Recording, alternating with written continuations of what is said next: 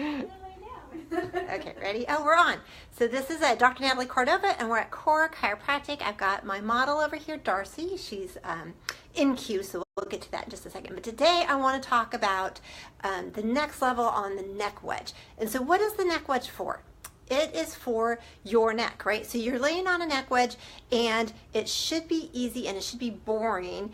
And what do you do after you've done it and it's easy and it's boring and you're on there now for 20 minutes and you're just bored with it? And that tends to be a very common problem that I've noticed, and I'm glad, because that means people are doing the neck wedge and they're having fun and they're getting bored, and that's great. So the reason why we're doing the neck wedge is because every segment in your spine needs to be moving and it needs to be lined up well. So we love the triad of having good alignment, good strength in the spine, and then flexibility. And so if you have those three things, then when you move, you're able to lubricate and get nutrition to these discs. And you can see, I'm limited here because I'm using this phone, holding the phone and the vertebra.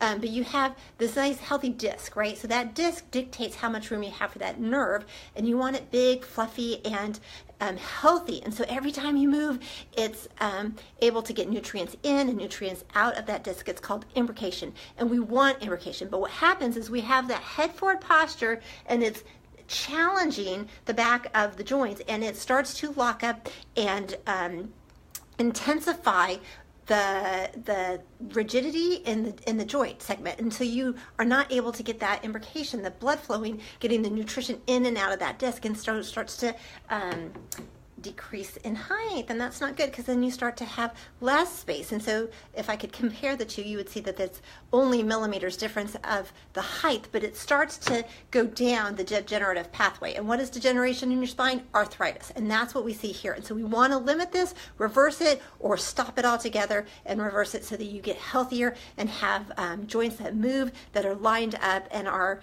in the right position. So having your ear over your shoulder is what we're aiming for, and that's why we do time on a neck wedge. And so this is my beautiful model here, Darcy. Let's see if I can find you. I'm going to have to switch this. Switch it.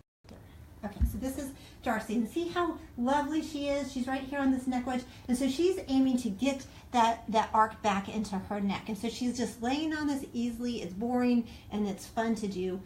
She can meditate, she can think good positive thoughts, she could go to sleep. Many things that you could do on this neck wedge. You can also see she's bending her knees, and that takes pressure off of her low back, which is great.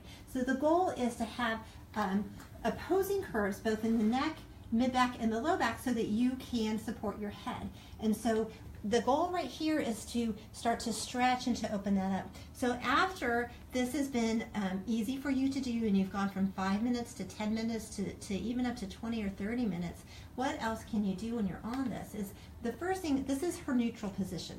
So the first thing that she can do is going from neutral position to pushing straight back into that foam. So going straight back, Darcy, and then hold it for a second, and then relax. And so that's a set of 1. And so if you do 10 of those, you start to engage the muscles that surround the neck and to start to strengthen them. And so that's what we're aiming for, is that you want to have strength around the spine. Hey guys, I see Daniel, I see Chris, they're watching on Facebook Live. This is my beautiful Darcy, and she's doing the neck wedge.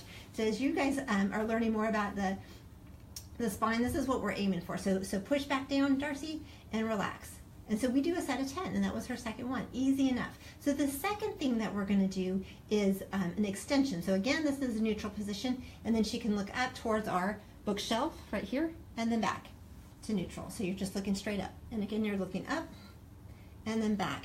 And it doesn't seem hard to do. This is a very easy thing, but it's actually very fatiguing, because you're contracting the intrinsic muscles that hold those little segments together, and they don't get contracted very often. They're usually stressed and strained while you're looking at your phone or looking at your computer monitor. And so you want to engage those and strengthen the spine and allow the motion to go in those segments so that you can get the blood flow into the disc. And that's what we're aiming for. So you do a set of 10 doing that.